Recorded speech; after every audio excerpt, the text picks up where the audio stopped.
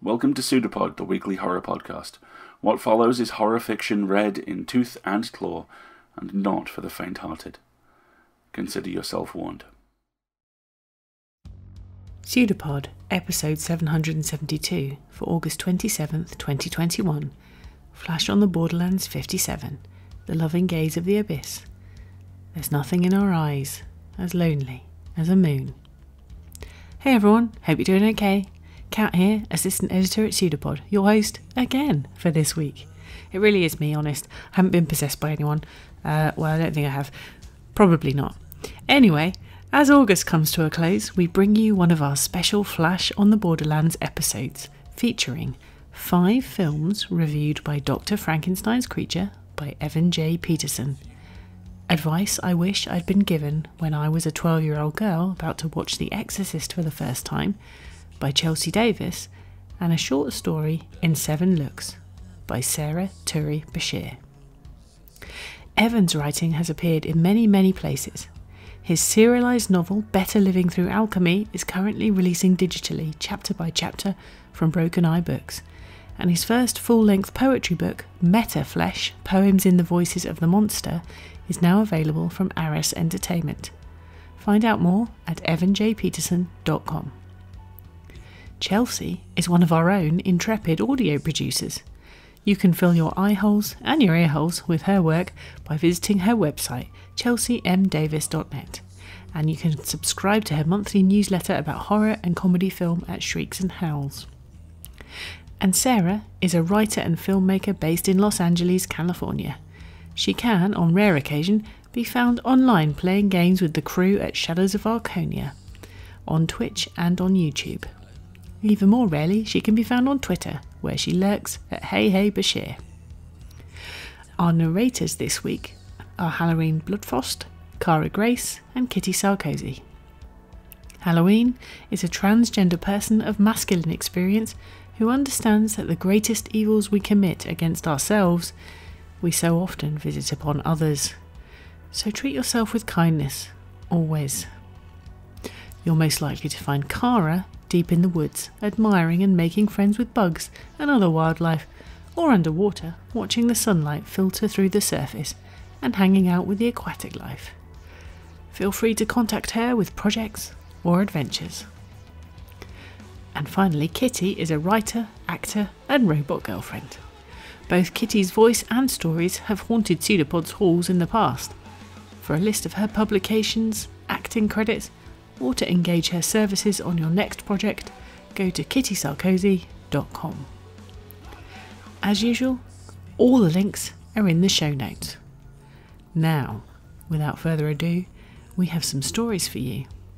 And we promise you, they're true.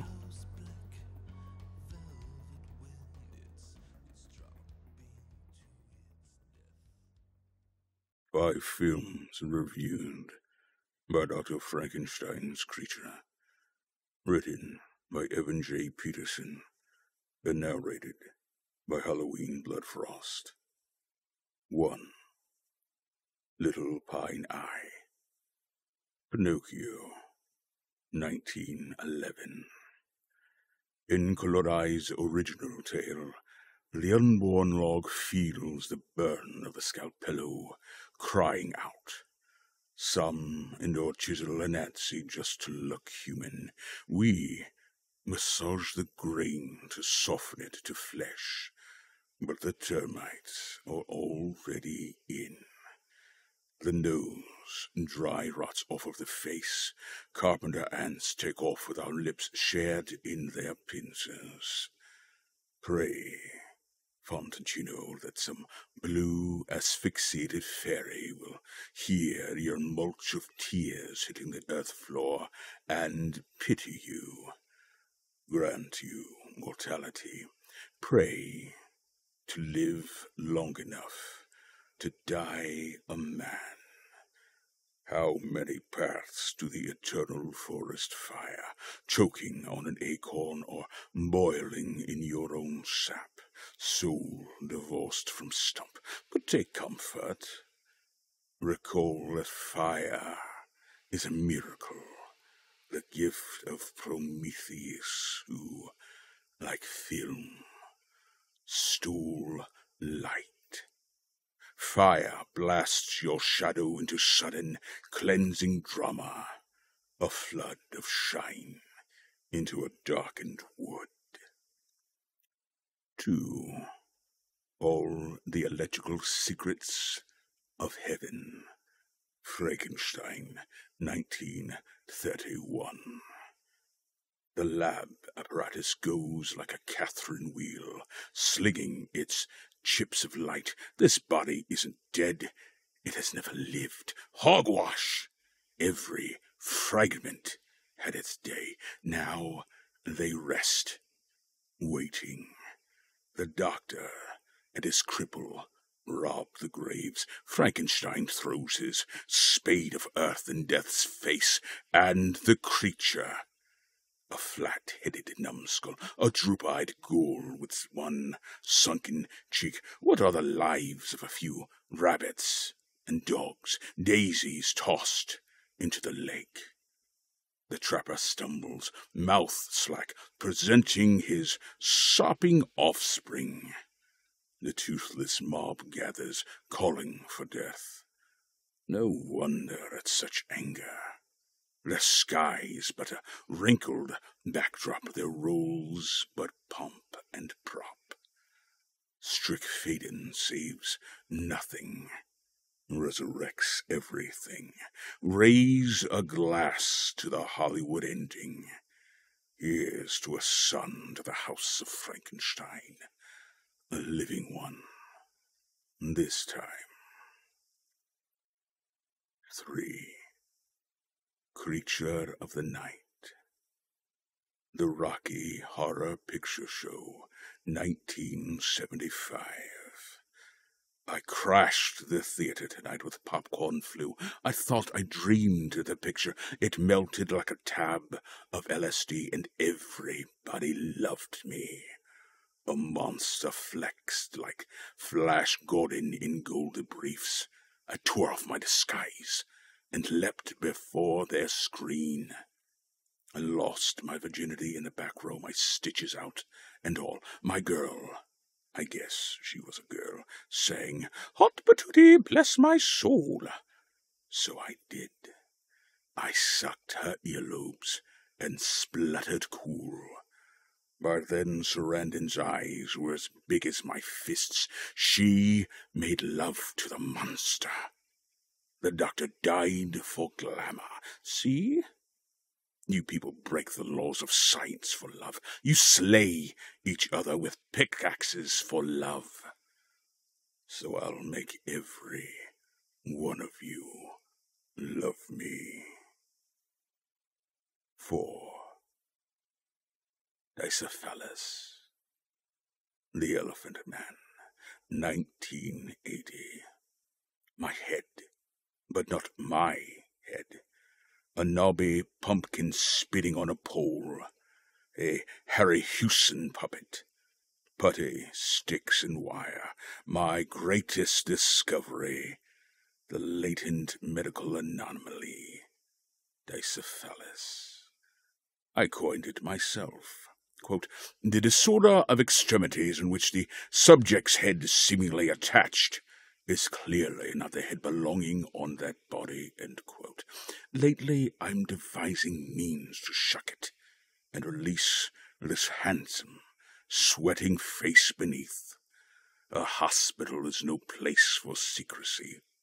A slow melt, revealing the actor embedded in all that wax, or a yank, a stiff quarter of gauze to unwrap the death mask, or else worms to eat away the outer onion.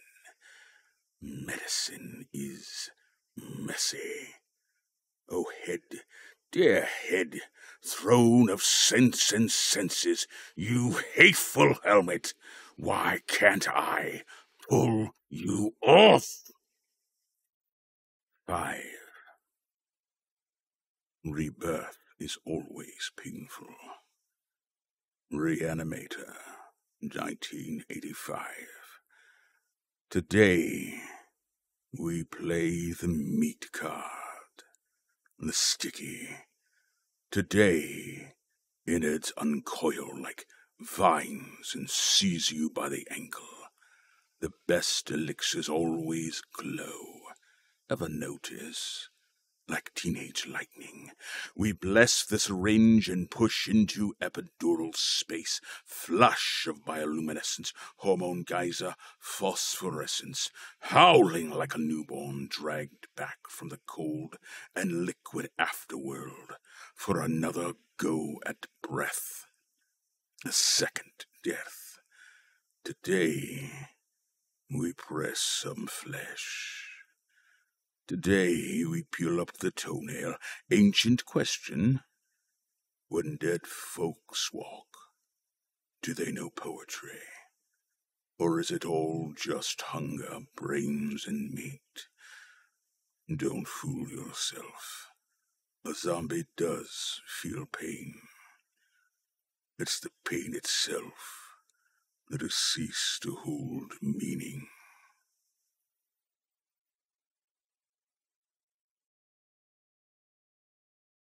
Advice I wish I'd been given when I was a 12-year-old girl about to watch The Exorcist for the first time by Chelsea Davis, read by Kara Grace. Keep telling yourself, it's only a movie. Keep telling yourself, what happened to that 12-year-old girl is not going to happen to me. Keep telling yourself, my body will always be my own. Keep telling yourself, unlike her, my insides are never going to start spewing blood and other fluids on a regular basis, like a uterus possessed. Keep telling yourself, and if I do have to start bleeding, it certainly won't hurt the way it seems to hurt her, the stomach clenching as though it's trying to eat itself. Keep telling yourself, also, my skin would never blossom into blemishes and oils and scars that mar my face until it is unrecognizable, some demon's sick idea of a joke. Keep telling yourself, I'll never hate the body that is mine so much that I'll try to starve it into submission. Keep telling yourself, and I would never hate the body that is mine so much that I'd projectile vomit onto someone who's just trying to hold my hair back and help me get through a rough night. Keep telling yourself, my body will always be my own. Keep telling yourself, and if my mom wants to get a new friend, because, let's face it, it's been a while since Dad left and she deserves to have a little fun. I'm sure the new friend won't be the creepy, pious type who tells my mom that I am out of control and it's about time I had a little discipline, which he is more than happy to dole out with his crucifix and his pervy, grabby hands. Keep telling yourself, I will not have to scream, your mother sucks cocks in hell, to keep him the hell away from me. Keep telling yourself, I'll never fantasize about shoving him through my bedroom window, making him soar like a drunk blackbird, 3 stories down into the street below, until he lies still, a jumble of limbs and blood and holy cloth. Keep telling yourself, I would never masturbate on a crucifix just to get back at him. Keep telling yourself, my body will always be my own. Keep telling yourself. And look, even if it does all happen to me, because who am I kidding? I'm a girl, and it all will. At least I'll always, always have my inside body. That one deep, cool well of pride. My privacy. Keep telling yourself. Because it's only for girls on the screen that the most intimate pain always seems to attract an audience. Start telling yourself, no one will make a spectacle of my suffering. Start telling yourself, no one will make his triumph from our suffering. Then, stop telling yourself it's only a movie.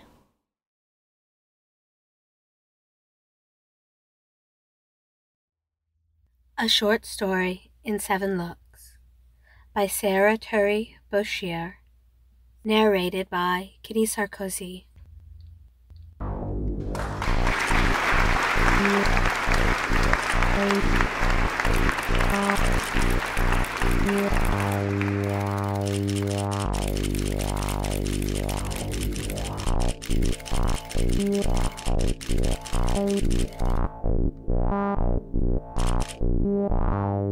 Good evening, ladies and gentlemen, and welcome to this capsule collection from House of Fairchild. Please take your seats, silence your phones, and the show will begin.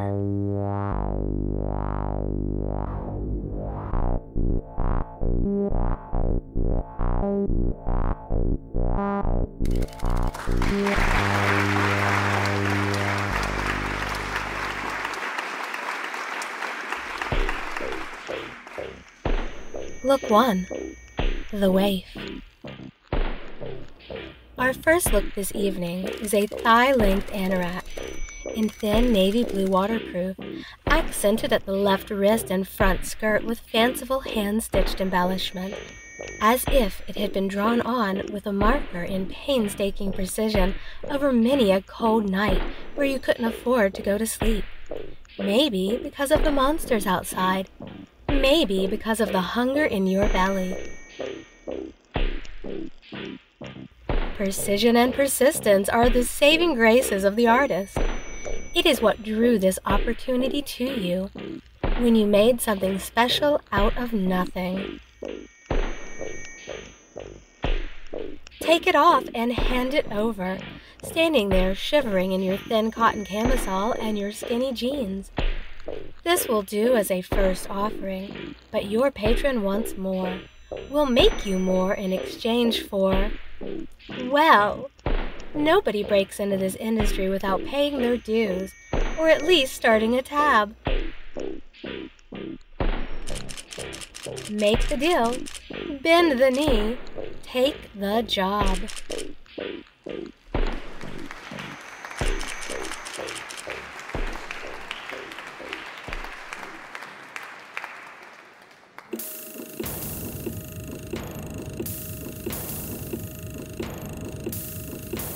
Look 2. The Dredge. You are building a reputation, brick by brick, shit job by shit job. Bantu tee by camel-colored sailor pants. In a sea of denim and black, you stand out in this sturdy but timeless pair of trousers. Sitting, standing, kneeling, in the office or on the set. You can last for hours without a wrinkle. Dress the look down with a t-shirt. You have to know your place after all. But for those who are looking, and everyone is looking, the boat neck is simple and flattering, the darts are subtle and perfectly placed, and the blue and red pinstripes are embroidery floss, hand-sewn in perfect straight lines on all those nights that you still didn't sleep, listening carefully as your patron watches for mirrors and glass, whispering instructions. Your debt racks higher and higher. It's worth it. Whatever price your patron demands of you later, whatever role you are to play in their mysterious plan, this is worth it.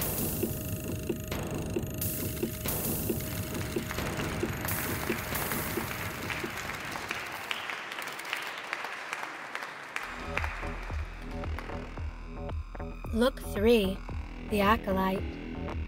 And now you have it. A job, a real job, with a desk and insurance and all the free coffee you can drink. Granted, that desk is deep in the basement. So, bring the sunshine in this midi-length puff-sleeved goldenrod sundress, the bodice and skirt embellished with eyelet lace you carefully hand-dyed, cut, and stitched yourself. You have to keep your eyes open after all. That shadowy figure in the corner can't do all the looking for you. There's a million other girls who want this job, who would walk all over you to get it. The eyelet lace is too soft, your patron tells you, in a voice like the screaming of bones grinding together. Let them know you're no pushover, and layer up with this military-inspired olive satin bomber jacket with zippered pockets to keep your secrets safe, and a fleece lining to ward off that growing chill you can never quite escape these days. When they ask you about the custom insignia patch with the strange sigil, laugh it off and don't answer. No one can know about the dreams.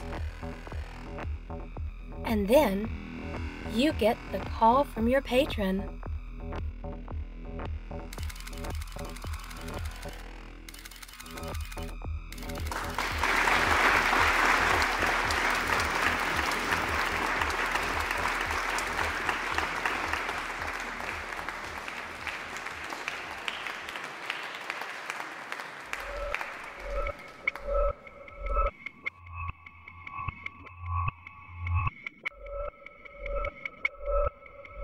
Look for the backstabber. This is how it's done. Shiny sateen cigarette pants, high-waisted with decoy pockets. This is how to get ahead in a tuxedo-inspired blazer with wide sleeves. Wide enough for stilettos, daggers, ninja stars, the objects of your destruction. The better to position you for the future, to thin the herd, put you closer to the top by forcibly opening a path upwards. A sheer black blouse with raw hems to finish the look. You'll have to trust us on that one, as the model will not be opening her jacket to expose herself.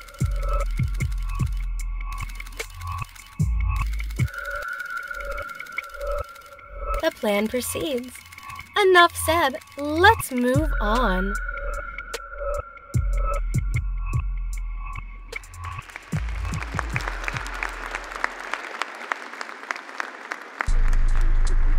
Look 5. The journeyman. And now you're really cooking with gas. Goodbye again to the tether of a desk and a 401k. You're flying the world from one house to the next. Phone buzzing 24/7. Say yes to it all. Work and overwork keep the nightmares at bay. And be ready for any challenge in this cap-sleeve jumpsuit, executed in a creamy linen silk blend that never seems to wrinkle or stain. Even as your dreams fill with so much blood and ichor, you can feel it sloshing out into your waking world. Like you, this jumpsuit is filled with subtle darts and clever pockets, seen and unseen, that always seem to have exactly what a rising star might need. Needles and pins, trims and notions, cutters and seam rippers and blades aplenty. Because there are more steps in the plan, more names your patron hisses to you when you can't keep yourself awake any longer. Or worse, when you are awake and you still feel their cold touch on the small of your back, guiding you into their desired position. You try to find other solutions.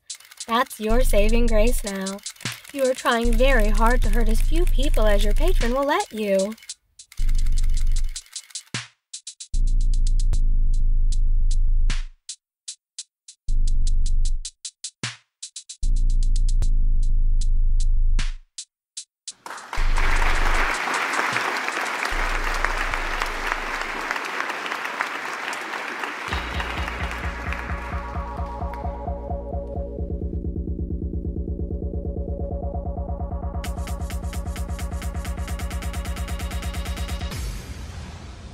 Look 6. The hunger. You reach the top, but it's not enough, never enough.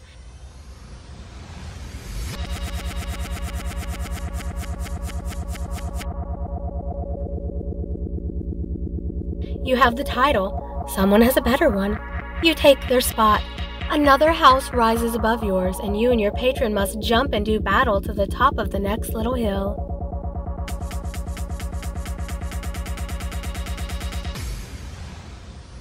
Armor yourself in a corset-inspired blazer of pale gold silk that's positively gothic in its deconstructed details.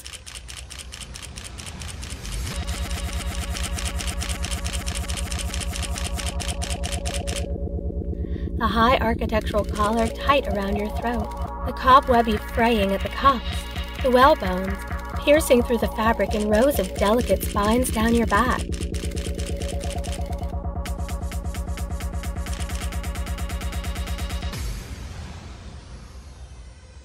You and your patron are bringing deconstruction back. They don't know how literally.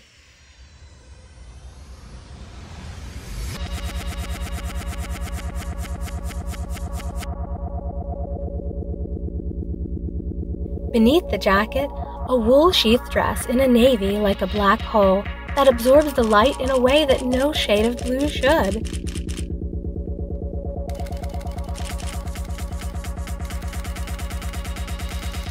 You are getting closer now, closer to the real prize, the real crown at the center of this awful maze you've been running for so long. The plan will be worth it. It has to be!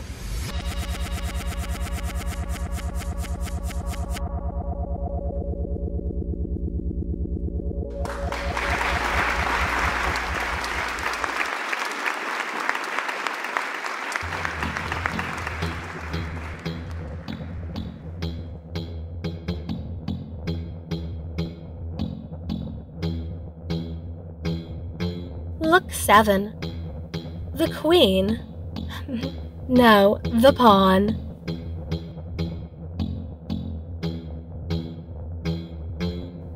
Your patron has betrayed you. Behold, your perfect dress, your crowning achievement, trailing destruction in its wake as your eyes are open to the truth.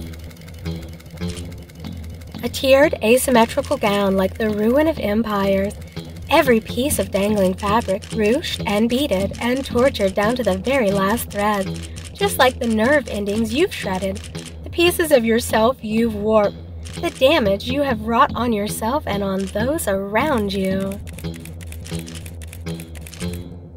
The ruin was the point your patron coos like needles into your brain.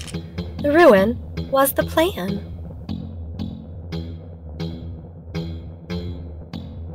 No greater meaning or goal than this, to distract you with pretty objects and to launch you like a pipe bomb into the world, riddling them all, friend and foe, with the rusty shrapnel of your dissolution, setting the blight in so many people, creating even more pipe bombs in your wake. Weave it all together in a bodice and skirt so unforgivingly bodycon that the model can barely move down the runway, trapped in your creation. Look how well you have fulfilled my purpose, crows your patron. Even as you confess, watch them rise to their feet and applaud you for bringing their suffering. Please, hold your applause and remain in your seats. Hold your applause. Sit down!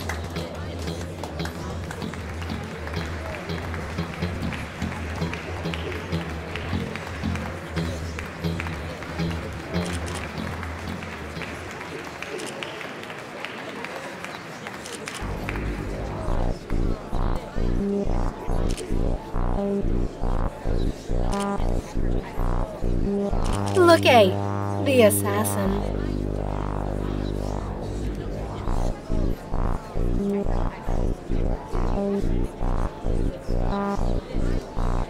See?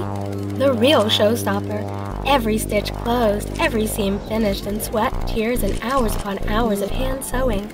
Snatched in those 2 bright moments of sunshine when you weren't looking, oh patron mine. Pay no attention to the bow and arrow in the model's hands. It is a metaphor. The wide newsprint legs of the divided skirt taper upwards to the curve of the hips and waist, accentuated by an oversized high front detail, which, let me tell you, is extremely hard to execute in paper. The tissue blouse ripples, every fold sculpted with fabric wire. Sometimes it looks like the waves of the ocean, sometimes like the wind blowing across the starry sky, sometimes like your death, coming at my hand for what you've done to me. For what I've let you do to me.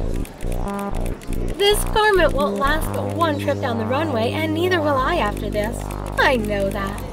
But it will do for one final act, as one final piece of my art that you have no hand in. Don't be alarmed, ladies and gentlemen, as I raise my weapon and take aim. I have only one silver and iron arrow, and this is my show, and I know exactly where you are sitting.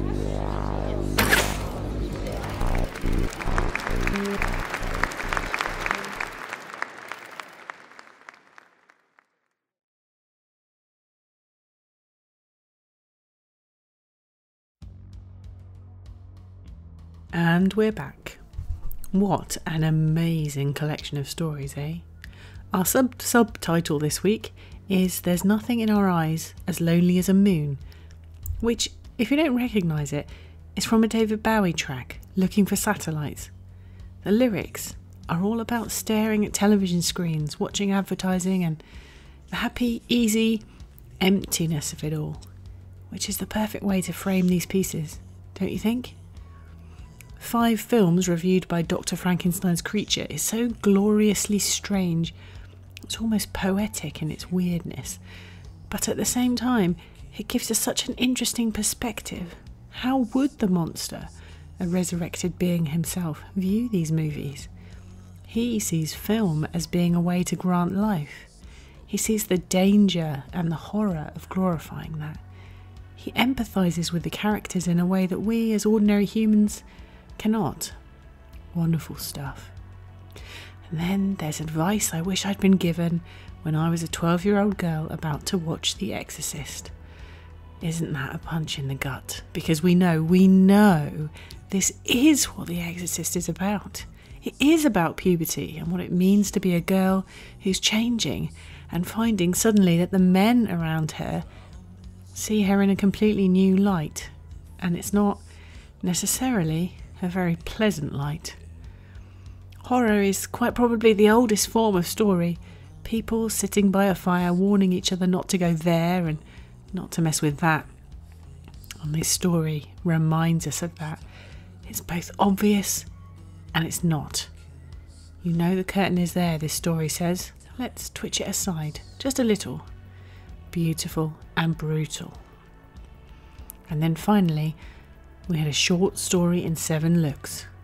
The utter horror that capitalism inevitably becomes. The way it chews people up and spits them out. The hopelessness of the waif, the weariness of the drudge, the optimism of the acolyte, and then the forced turn. Switch sides, it whispers. Take the good stuff. It'll never be enough, but it's so much better than the alternative. What else can you do? What else can you do? Except eventually become a pawn or just maybe the assassin.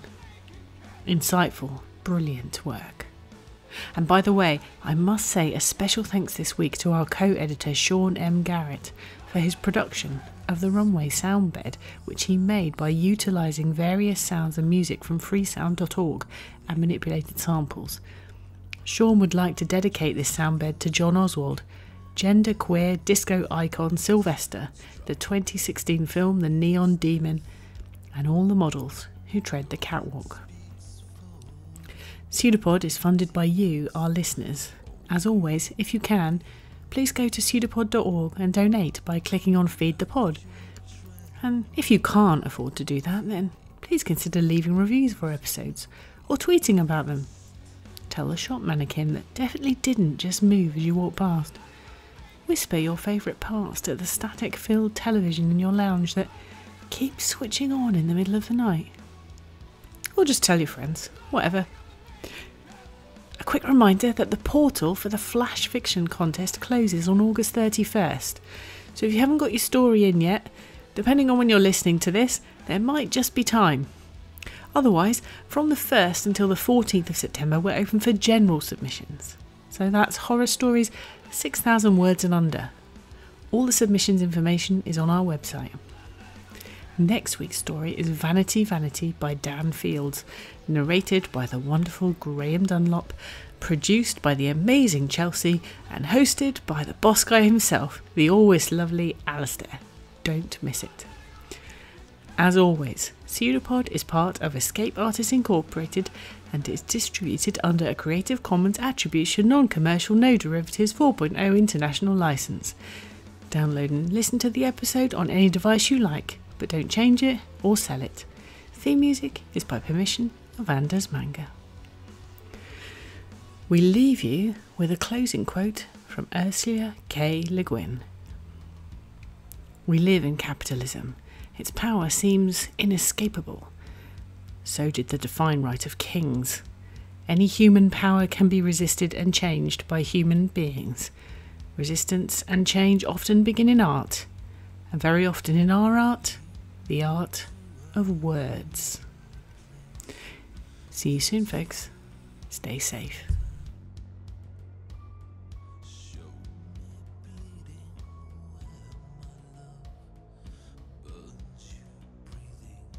It's a pseudopod. It's a big foot.